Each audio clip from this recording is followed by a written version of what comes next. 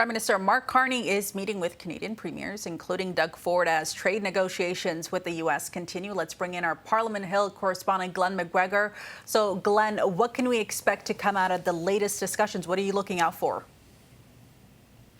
Well, Faiza, it wasn't that long ago that prime ministers like to avoid meeting with the provincial premiers because the premiers always came asking for money. So Stephen Harper didn't like doing it. Justin Trudeau didn't do it very often, although he had to more because of the pandemic. But Mark Carney has really been doing it quite often, and we've seen a lot of this since he became prime minister. He's met with them in person twice. Today, another Zoom meeting, a virtual meeting with the premiers, and they are going to want to be brought up to speed on a couple of things. First of all, the state of the negotiations between the prime minister's office and the White House about getting those U.S. tariffs on Canadian exports relaxed. Carney this weekend, of course, meeting with Donald Trump on the sidelines of the G7. They had a closed-door meetings, a total of about an hour a time, and coming out of that, there was a resolution that they would try to, within 30 days, bring these talks to an end. They wrap up this negotiation. What that will ultimately look like, though, we don't really know. Is it going to be an update, a modification, amendments to the CUSMA, the USMCA agreement that is currently technically still in place, although Trump doesn't seem to be abiding by it? Or will this be a completely new document, some kind of new agreement that exists that sort of supersedes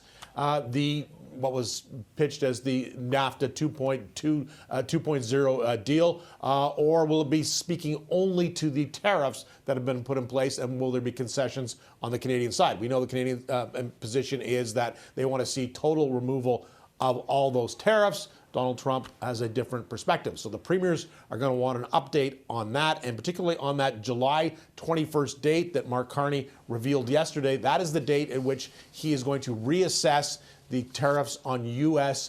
Exports of steel and aluminum into Canada. These are retaliatory counter tariffs put in place in response to Trump's tariffs on Canadian-made steel and aluminum.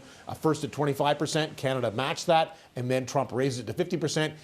Carney has so far not decided to raise it while the negotiation is going on, but he's set a pretty clear deadline of the 21st. So that's something he's going to be talking to the premiers about. But they also going to want to know about what's happening with a piece of legislation called C5. That's being voted on in the House of Commons today. This could be technically the last day that MPs sit before they go on their lengthy summer recess until the end of September. And the Carney government really wants to get this legislation passed. First of all, because it is going to knock down some of the federal components of provincial trade barriers. Carney has set July 1st, the date he wants to see those trade barriers removed, so the legislation would do that. And also, it's going to create this system for fast-tracking what a major infrastructure projects that the government decides are in the national interest. Carney has asked all the provincial premiers for a list of their big projects that they want to prioritize.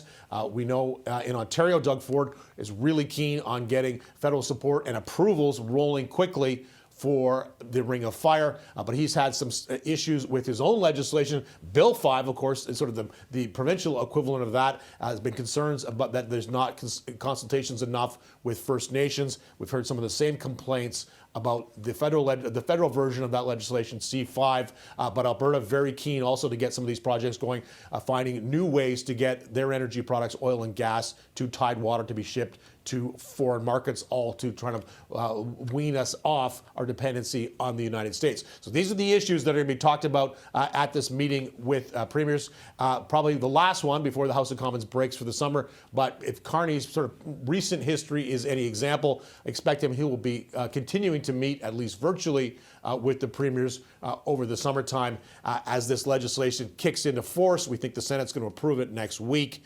Then it'll be law of the land, and then it's going to be up to the federal government to decide which projects FISA that's going to greenlight and how it's going to negotiate with each provincial government and with First Nations and environmentalist groups to ensure that these things get what Carney calls social buy-in, to ensure that people are behind the ideas, even though they've been opposed in the recent past.